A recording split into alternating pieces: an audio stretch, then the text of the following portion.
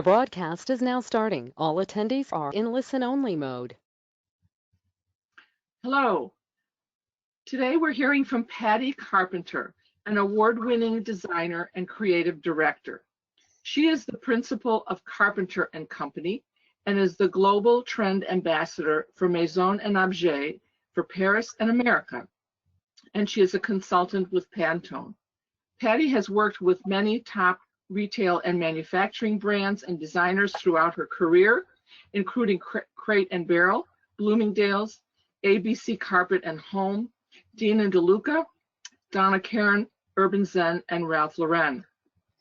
I'm Vicki Matranga, IHA's Design Programs Coordinator, and I'm here to say thank you to Pattie for sharing her presentation with us today in this webinar. Well, thank you so much, Vicki, for having me. It's my pleasure to be with you all today. And today we're going to talk about the macro trends and their effects on the micro trends as we see them happening in housewares. This is really all about being able to hit the target as we bounce back from this rather trying time that we're all living in. And we really want to be able to inspire and to bring some inspiration that will allow our attendees to be more innovative. That's really our goal here. And so as we move forward, we're going to get started. And the first thing we're going to talk about is the drivers. What is it that really we as trend forecasters look at when we're beginning to do the process of trend forecasting? And I coined the term SPENT several years ago because I really look at 5 key drivers all the time globally when I'm working. And the first is the S, which is for social, the P, which is for political, the E, which is for economic, the N, which is for nature, and the T, which is for technology. And if you pay attention to those really large kinds of global shifts that are happening, it really does give you some insight as to what we can expect to happen in our market. I also am always very encouraged by sayings, and lots of friends, pass them back and forth. And certainly with my reading, I come across them. And this one was one that really resonated with me, especially right now, because we're so concerned as we sit in our various spaces. And this quote from Charles Darwin about not being the strongest or even the most intelligent, but being able to adapt to change. That's really what we're all going to be dealing with, this pivot, this shift that's going to happen following this time. So the first thing that we're looking at is travel. And really travel is one of those key drivers because so much of it happens around the world. And so at this point, almost every country has some sort of impact from it. So what we're looking at first is the idea of how millennials travel, and they really are the largest group of travelers. So we really have to pay attention when they're moving around. What are they bringing with them? What are they taking from the places that they're going? Most of them, about 70%, are seeking a hands-on and immersive experience when they travel. Many of them prefer to spend their money on the experience type travel, about 78% of them. And about 50% of them now make up in 2020 business travelers. So that's something that I found very interesting when you think about who's going where and what for.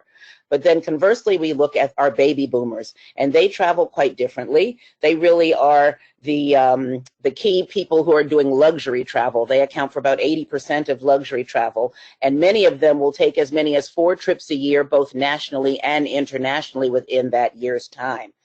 There are about 76 million of them now. So if you think about where those dollars are coming from and going, and how this impact is going to shift, in a grand scale once we come out of this virus.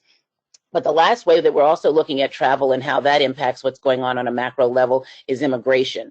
And about 14% of us don't live in the places where we were born. And that's a huge factor because what happens is a lot of people, we're traveling because of refugees, looking for better lives, looking for better education for their children looking to make a living. And what we find is when folks come to different places that they then integrate into the community, and they bring their culture with them, and they are influenced by the culture to which which they move. And what that does is creates this new sense of community. And what happens when we have this new sense of community is that we are all influenced by those around us, by the different cultures that are coming into our communities.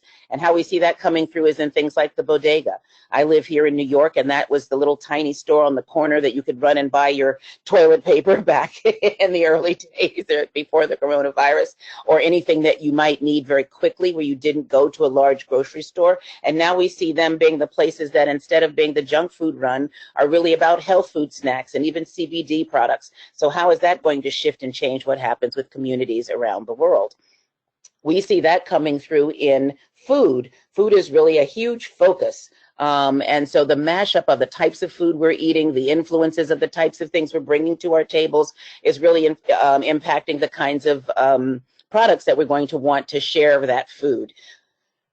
And the first thing we saw when we were traveling at some of the trade shows, Maison Ambiente, over the last several months, was this beautiful style in tiles. The idea of this sense of the tile work that comes from all over the world starting to impact the patterning that we're seeing on tabletop and even in storage. And even if you look on the left, on the right side for the bread warmer there, that's done by artisan development. Then we're going to talk about the forces of nature, and that's certainly something that everyone is talking about now with us being at home, and certainly we continue the conversation around stressing sustainability. And we've looked at sustainability and this whole idea of social responsibility and that huge shift that it's made from good for me to good for all. And I think coming out of this, we're really going to be having that conversation even more. What we are finding with a lot of the trends is that we see, during this period, many of the ones we've been talking about for several years and sometimes several seasons out, because we do work so far out, are really starting to come very, very much to the fore while others are receding. This is certainly one that's going to be much more important. And what that looks like in different ways in different product categories, I was really intrigued by the fact that in the 80s, MasterCard had their slogan was "So worldly, so welcome," and their ads showed you with people jetting from one place to another to have breakfast in Paris and lunch in Russia, and and down to South America for dancing at the end of the day. And if you think about how much CO2 that it put out into the world, what that footprint looked like, it was huge, and it wasn't what we were focused on back in the 80s as much. Now in 2019, they've come out with the Do Black Card, and the Do Black Card has nothing to do with how much money you have available to you in your credit line, but it has to do with your CO emissions. And within a month, when you reach the type of footprint that puts out a certain amount of CO emissions, it will no longer allow you to charge. It has nothing to do with how much money you have. It really has to do with making a difference so that you can really see what is associated with your purchases. As we move on with that, we're really going into the sharing economy more deeply. That sense of value creation has shifted to a shared value creation. So the types of things that we want to do in a shared economy are really created by the users. And as we talk about what's created by the users, we look at things like in Milano last year. We were unable to have the Salone Mobile this year, but last year there was this wonderful mycelium set of arches that was created by Carlo Ratti, an architect from Italy, and he did these with mushroom mycelium, and they are the largest fungal structures that have ever been done. But the beauty of them is when they are done and taken down, they are completely biodegradable. They return to the soil. So you can create these as structures for outdoor restaurants or outdoor spaces in parks, etc.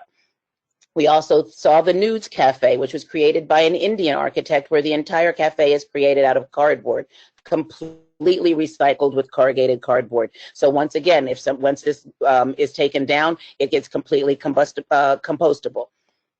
We also see things like Greg Moore using and creating, he's a ceramicist by day, but what he's gone into now is to create tableware for one of the restaurants called the Blue Hill that takes the waste bones from their kitchen for the dairy and the meat that they're serving, and he turns them into beautiful tabletop.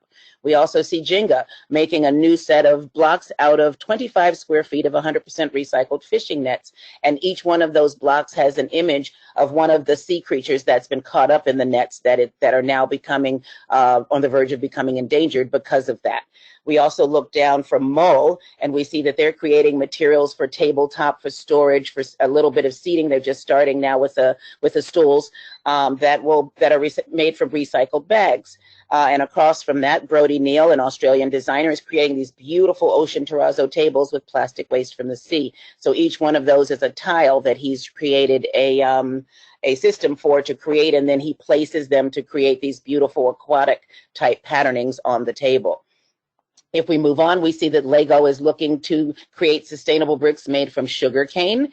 But one of my favorite things was that there's a German grandmother who was in a car accident and is now confined to a wheelchair, and she's created with recycled Lego bricks ramps all over Germany, and she's now been contacted by both Sweden and France to do them there.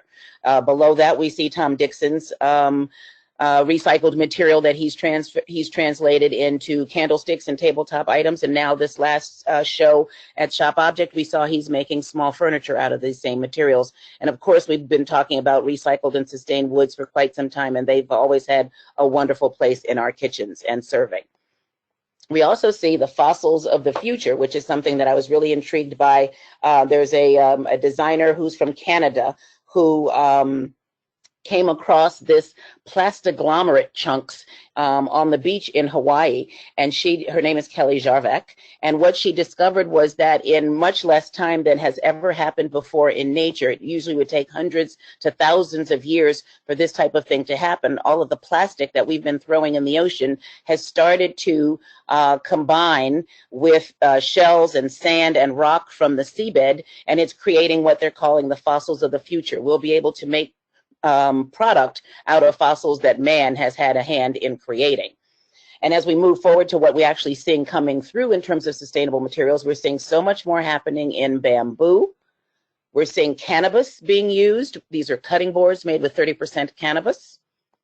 We're seeing melamine go through many, many changes and now getting rid of all the things that were bad for us with melamine, and also focused on more organic types of shapes, more interesting color, more interesting pattern, and really looking more like formal tabletop.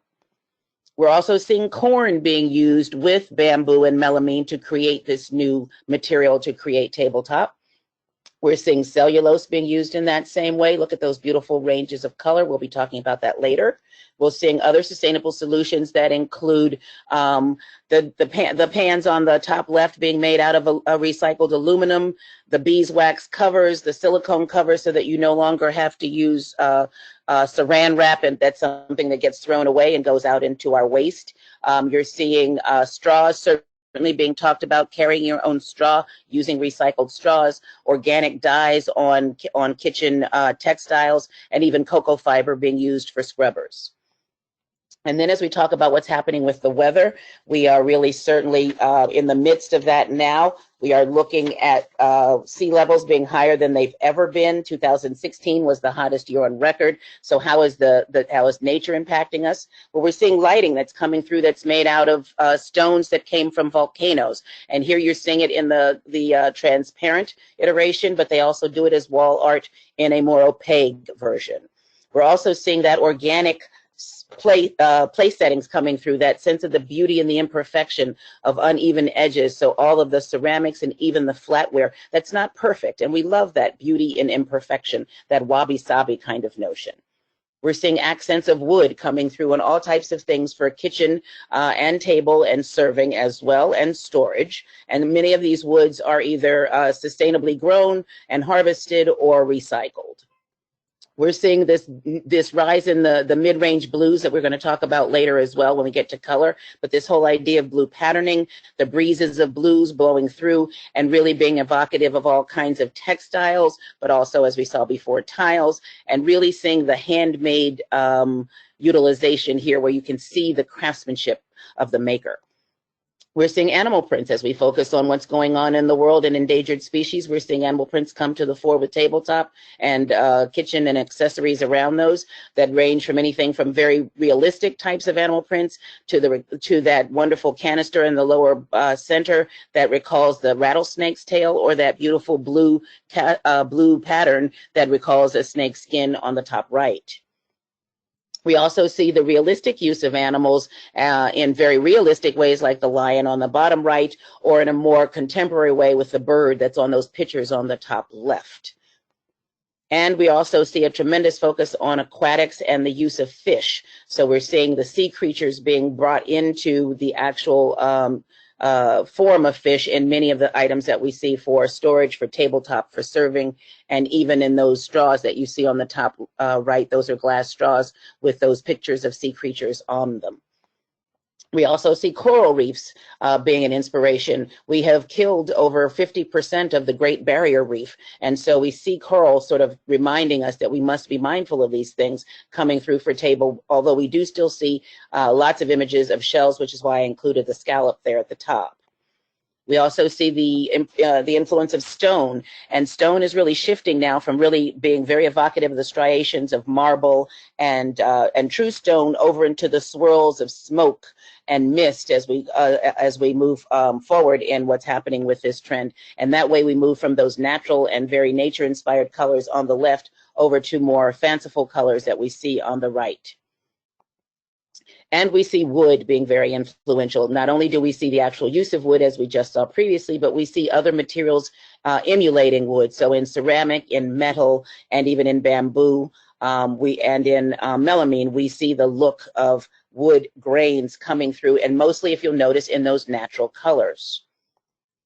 We also see terrazzo, which has been a huge material in the home decor area, and all kinds of products being made because it is sustainable. You're using recycled materials to create it. We now see actual recycled materials being used in storage and in tabletop and in serving utensils and serving pieces. But we also see the look of terrazzo coming through as just a pattern.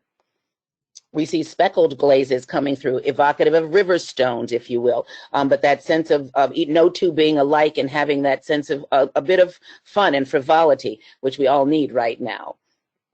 And then that moves into stoneware. We're really seeing the handmade and artisan feeling, whether it is actually made by an artisan or whether it's a mold, but it's that sense of that heaviness and that solidity and that sort of sense of trust almost that it brings to work with something that gives you that tactility and texture. And moving on from that, we're definitely starting to see more and more of what we've been calling unearthed, that sense of the product that has had a previous life, and we're reusing it, we're finding it, and we're unearthing it and using it again, bringing new traditions to the table. And then from that, we move on to jungle boogie. This is where we really see patterning taking off. There's so many iterations of leaves, and whether they're the thin palm fronds or the big fat palms, but we really see those, and notice how many of them are represented in those vegetal and herbal greens, which we will talk about later. We also see that as we talk about flora and fauna, the blooms are getting bigger. We're seeing larger iterations of florals, big blooms taking up the entire plate, really bringing the spring to the table and the outdoors in and the indoors out. Then we move to the T for technology, because that's definitely on the rise. And one of the things that we saw from a macro level is the influence of squid, and the ink that squids emit when looked at under microscopes really have all these incredible colors in them. And so Volbach has taken their cue from that, and they have used microscopic glass spheres all over this textile, which during the day absorb light, and then when you go out in the evening, they reflect it back. And so if this is a great jacket for runners or for anyone who has to be out in the dark, at dark, where you get this wonderful reflection of light. But also note that rainbow effect that it gives, because we'll be talking more about that later as well. We also have seen at the Salone Mobile last year the whole idea of 3D printing. These are 3D bricks that were made out of a material that is completely combustible. They can be taken apart and reconfigured, but once you're done with them, they can create wonderful outdoor spaces, as you see here, which can make great restaurants or great outdoor areas for entertaining. But once they're done, you can take them apart and reconfigure them, and when you're done with using them, they're completely biodegradable.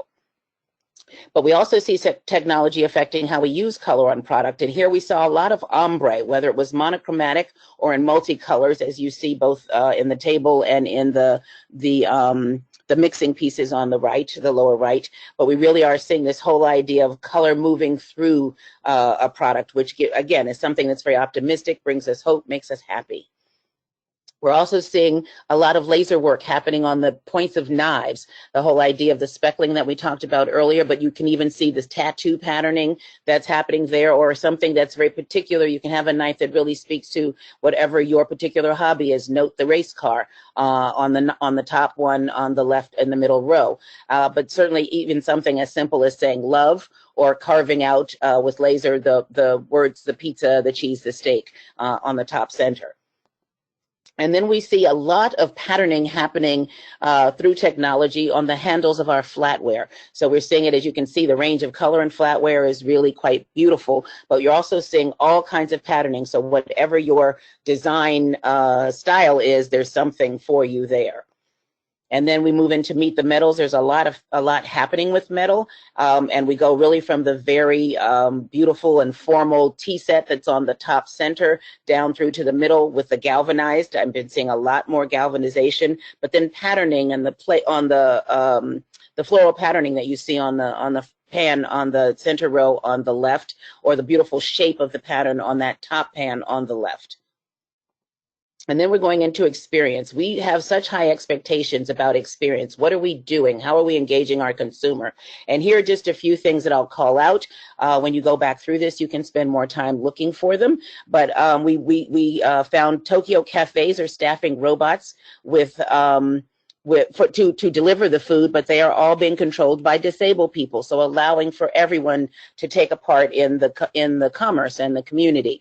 We see that Hilton in London has opened a totally vegan room. It's very expensive to stay there, but if you're truly a vegan and everything around you matters, you can book a room in this hotel. Below that, we see in Bali a zero waste restaurant. Even the leftover food is fed to animals as like pigs, so that they don't waste anything. And over to the lower left, you see a coffee shop in Korea where they are actually learning. The robot is learning your coffee order. And so by the third or fourth time you order, it will personalize your coffee based on exactly the way that you have been ordering it. And now they're also moving into cocktails. So if you like a heavier pour with your alcohol, the machine will learn that as well. And then we are talking about Story. I don't know how many of you are familiar with the store that used to be here in New York on 10th Avenue, but Rachel was bought out by Macy's, and they now have Story on the mezzanine of Macy's at the Herald Square store, and they're going to roll them out to several other Macy's. But the whole idea of Story is that every 6 or 8 weeks, the store changes completely, and they tell a different story. And this particular one, the opening one, was all on color, and they had beautiful partnerships with people like Levi's and with Light Bright and with MAC Makeup, and they merchandise the entire floor completely by color. So another way to immerse us as the client and the shoppers in the store in an experience. Here you have the newest hotel by Muji that's in Tokyo, but everything in the room is for sale. And the same type of thing that's going on with the new restoration hardware rollouts. This is the one here in New York in the meatpacking district, where they have coffee bars, wine bars, and a huge restaurant on the top. And they're working with local artists. That's a local lighting artist that did the lighting that hangs down through all of the levels in the store. So again, partnering with local partners and immersing their customers and consumers in their full experience. And for me, one of the most interesting things that I saw at Ambiente was you don't even have to touch your own mixer anymore. It will mix for you. Then we move into fluid and nonconformity. The first thing we're going to talk about is listening to Q. So take a listen. Hi, I'm Q, the world's first genderless voice assistant. Think of me like Siri or Alexa, but neither male nor female. I'm created for a future where we are no longer defined by gender, but rather how we define ourselves.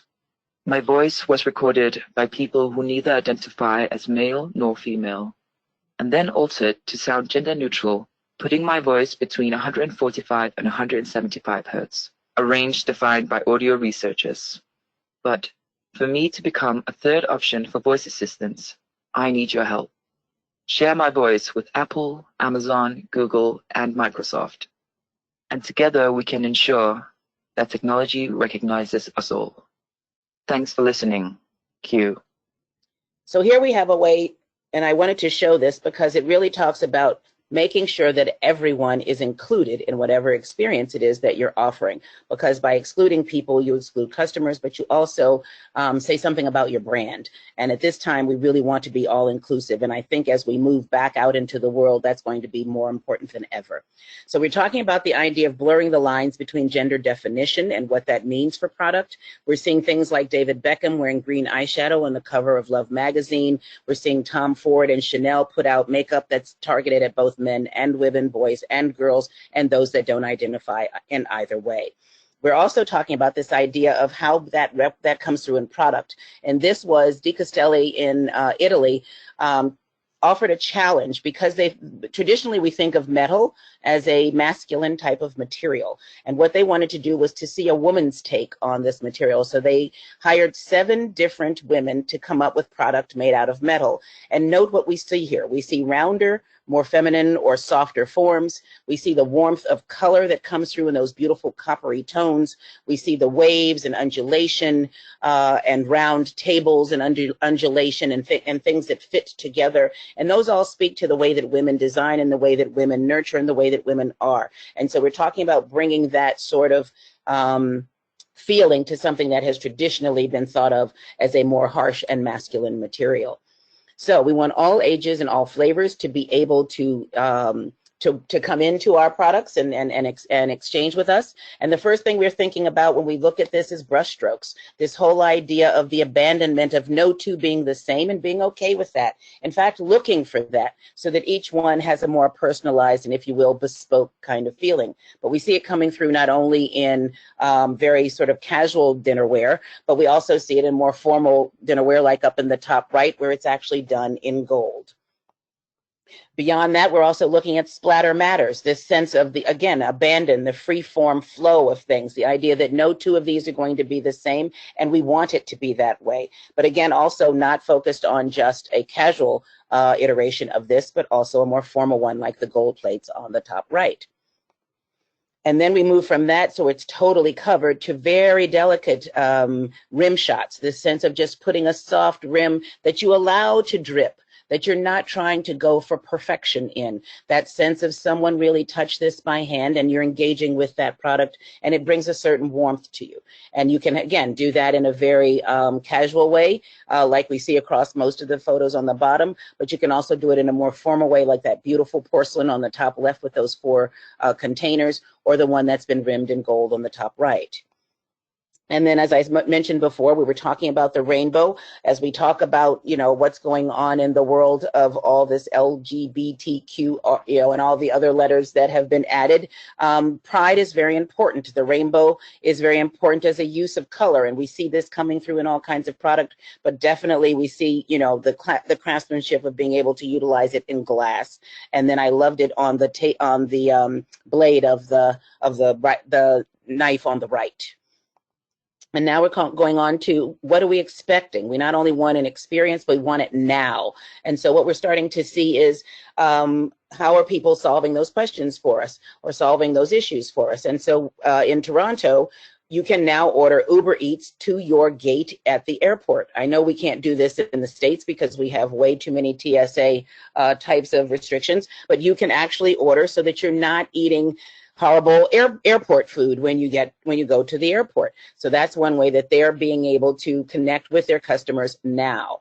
One of the other things we're seeing is Starbucks is now doing 2 different things. One of them is that they have 2 new partnerships that are going to allow them to make pop-up stores that move throughout the terminal. So you're not just stuck with the Starbucks store in Terminal A when you've got to get to Terminal G. Now they're going to be pop-up stores that will come right to the gate.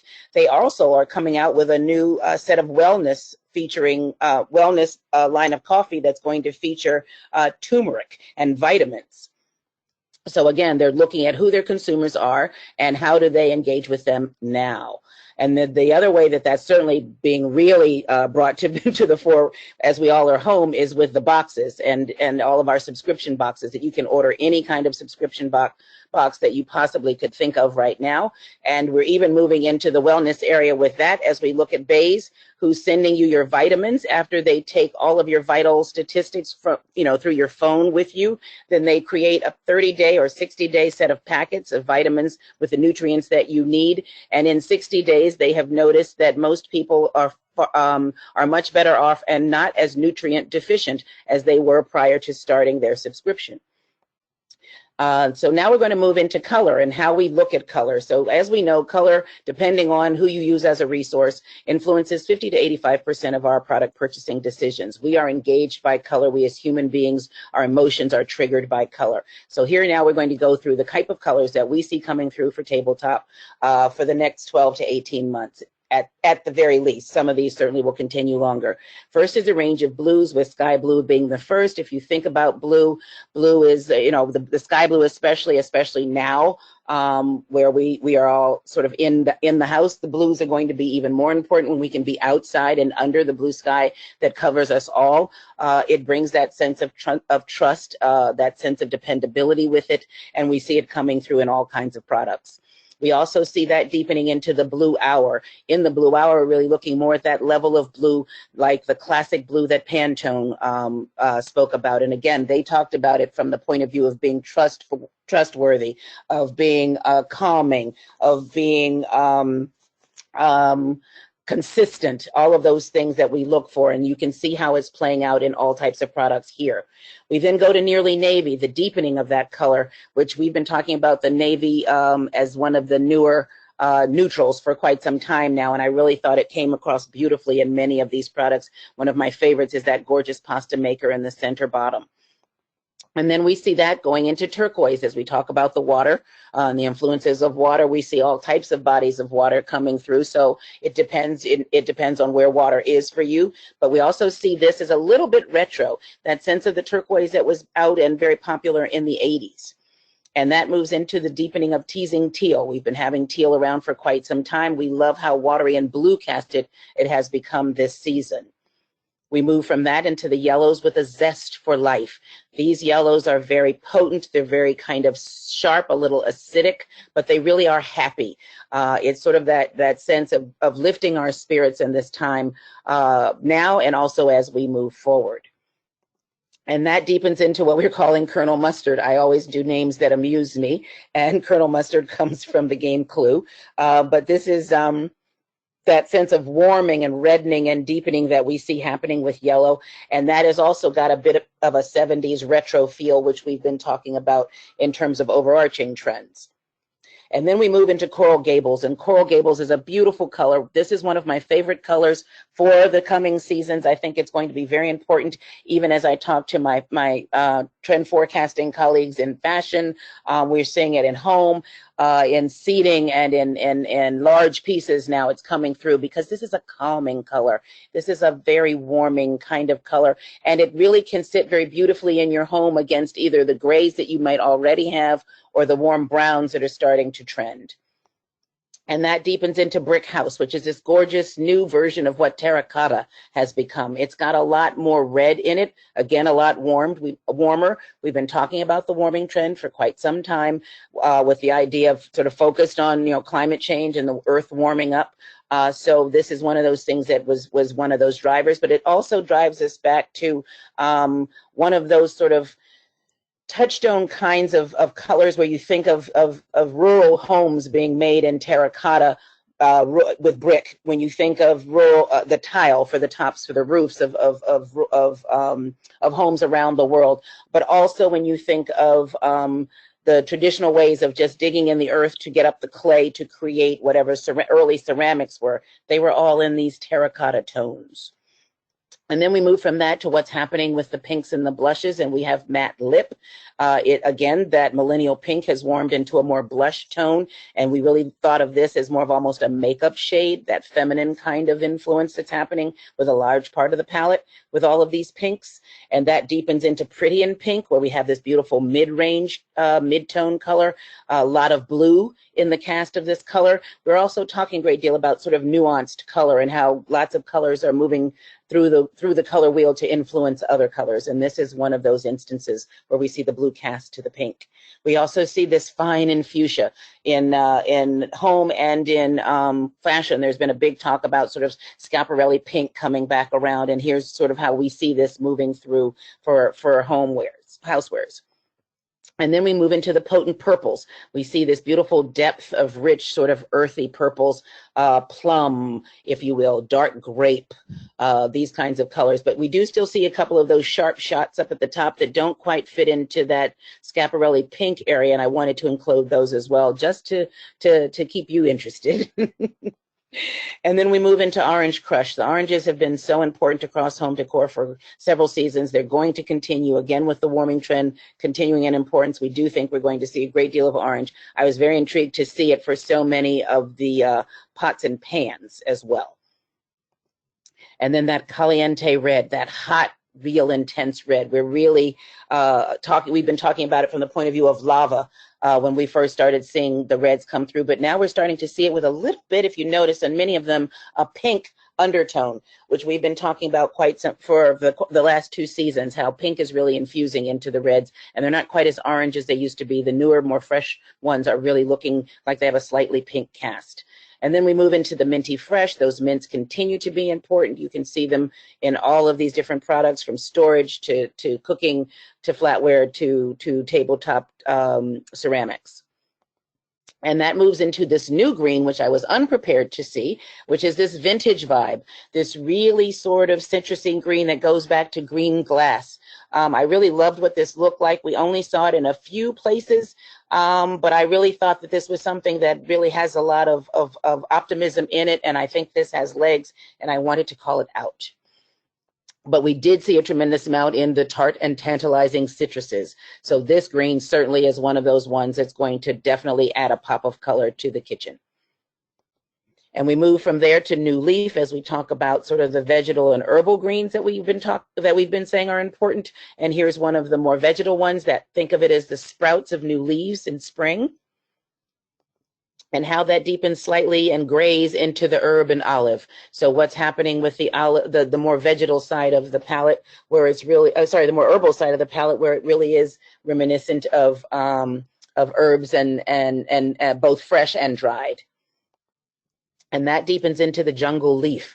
Remember, we talked about the leaf patterns that we see coming through on the plates, where they're being interpreted in these beautiful, deep, rich greens. They're really like the mature leaves of the jungle when you venture more deeply in. And many of them have that blue cast that takes them almost over into teal, as you see on the top right. And then we go into porcini. Mushrooms certainly are very important as a cooking ingredient. All types of mushrooms have been being discussed for the last several seasons as the gourmet trends move to the fore, and we're starting to see those colors certainly come through in product as well. And then we move into chocolate, that melts in your mouth, mid-range milk chocolate. Really beautiful, very earthy, very grounding. It's going to sit very nicely against all those warm sides of the palette. You can see a glimpse of it up in the right, where it sits so beautifully against that terracotta and that beautiful mustard yellow. And then we move into warm white. We're no longer talking about those really stark, sterile whites. We're talking about white that's had a drop of gray or beige put in it so that it really warms it up. And what I see when I look at this is how beautifully it shows off the form of whatever it's on. So you're not distracted by the color, and you're really focusing on the form. And we move from there to gray days. Grays certainly continue. There's lots of them. This is a beautiful mid-range gray that we saw over and over again. And we also saw certainly black continuing, also mostly in a matte iteration where it is absorbing light. We see that being very important. We talk about it a lot in our home decor presentations as well. So for all manner of product, from casual all the way through to that beautiful Rosenthal ball on the top left, each of those comes apart and becomes another piece of dinnerware that you can set your table, serveware that you can set your table with, and then when you're storing it, it goes back into this beautiful form. It's really one of those perfect pieces that talks about form and function, as we talk about the idea that we're not going to want a lot of superfluous things as we move forward. We're going to want a lot of things that really are functional, but are beautiful as well. When we talk about the metallics, we see warmed copper continuing to be important. We've seen that deepen. It started off a little sharper, a little brighter, and we see it warmed and browned as we see so much other, so much of this happening with other colors. And we also see golden moments. Those real bright, shiny golds were important both in Paris and in Germany. I'm not sure how much of it we're going to really want to adapt here in the US so bright. I think we're going to go more for the plate in the middle where it's more burnished, more warm, more matte, more lustrous. But I do think that it's important to note that as a metallic, this is very important. One of the things that I loved at the show at Ambiente, down on the lower left, are the new molds that have come out that are in these wonderful colors, making your kitchen have much more of a glamorous feel. And then we saw a lot of mixing of metals, this whole idea of not just one color of metal, but mixing the metal colors of gold, copper, and silver together. And again, on that top, the one on the top left is also from that same company with new molds that have that wonderful floral. Remember that as we talked about those bold florals as a trend, we see that coming through even in your bakeware. And then we also saw a tremendous amount of colored metallics, that sense of adding luster to the color. And we saw it moving through from rainbows, as you see on the top right, through to that. I love the serving type pieces that are in the center where you cluster all those pinks and warm kind of corals together. But notice how they also put the silver in with it. So mixing those metals again, showing up there. I really love the colors of the pans that are in the center on the center row, where you see that sort of soft turquoise even coming through in the color of pans. And now we're going to look at palettes, how we see color working together. First, we see pastels. The pastels are icier this season. They're a little cooler, but they're really beautiful when worked together. I love the way that that came through in lots of the products that we saw, whether they were serving, whether they were preparation, whether they were for the table or storage. And then we see the mid-tones that we've been calling out some of these individual colors as being on trend. Here's how you see them sort of being used together, these beautiful palettes of color, and how I love them in the serving spoons or the storage pieces below them. But even on the little teacups that are come in that box set, notice that palette of color is really the same sort of palette of color. And notice again those little faces, those hand-drawn faces. That's a huge trend that we definitely see moving forward as well, these linear face drawings. We move from that to the rainbow brights, this intense, really happy group of bright colors. We called it happy talk in our forecast, but it's this idea of optimism. We want to bring this color into our homes, into our spaces, because we really want that optimism that we're feeling to come through in what we're seeing. And then from that, for those who really love color, we're moving into nearly neon, these really shockingly bright brights that have a real technology kind of air to them. They're the kinds of colors that are created digitally. And so here we see how technology impacts trend in color here. And then we have under the sea, we're seeing this beautiful range of the blues and greens from the water being used together to create these gorgeous tablescapes, but also even in those 3D printed vases, how they create the feeling of the waves of the sea in addition to coming through in those colors. And then we saw a tremendous amount of black and white, and we saw it whether, in all kinds of iterations. So we saw it from handmade and hand-drawn through to very classic and clean. And we saw lots, as you see, in the stripes across the top, but they did go down into things like the animal print feeling on the bottom, or the printed one in the bottom that also in the center that recalls textiles. And then we saw a lot of black and gold. This was one I wasn't so prepared for, but I do think that this is a nice way to bring gold in with just a touch. You don't need to make it all over. You can just do the rims like the canisters up on the top left or on the plates on the top left. But I loved the way they moved it into the storage canisters on the bottom right, where the pattern was evocative of the striations of stone, and even how they used it for that jungle trend, but in gold, with the black solid pieces complementing it in the center. So that's our talk. I want to really thank IHA and the Inspired Home Show for asking me to do this. It's been my pleasure to work on this with you. I really am hopeful that this inspires you, that this brings you some ideas for innovation, that it really helps you to think about change. And in this time where we're really going through a huge shift and a big pivot, I think we're going to want to do a lot of the re's, as I've been calling them. We're refocusing, we're rebooting, we're restoring, and rethinking. And I think this is a great time to do that. So I hope that we use the time that we've been given wisely so that we can emerge on the other side in a much better place. And I thank you so much for joining us. Hi, Pattie. This is Vicki Matranga again. Thank you very much for that fascinating and inspiring presentation. As you said, you're preparing us when we move back into the world, because right now we're focused on the present and our immediate needs, but in business we need to look to the future. Absolutely. And you certainly gave us a lot of information and inspiration. I really loved your bird's eye view of all the trends at the beginning, that is to say the drivers, and then sort of a worm's eye view when you got really close to the ground to show us so many examples of products in the housewares categories. That was really thrilling to think about those products and see many products by our exhibitors who we miss right now when we're not so close to them as we all work from home.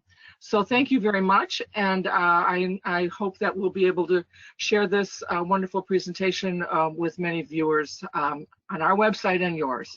Thank you very much, Pattie. Thank you so much, Vicki. Take good care. Stay safe, stay well. You too as well in New York. Thank you very much. Bye-bye.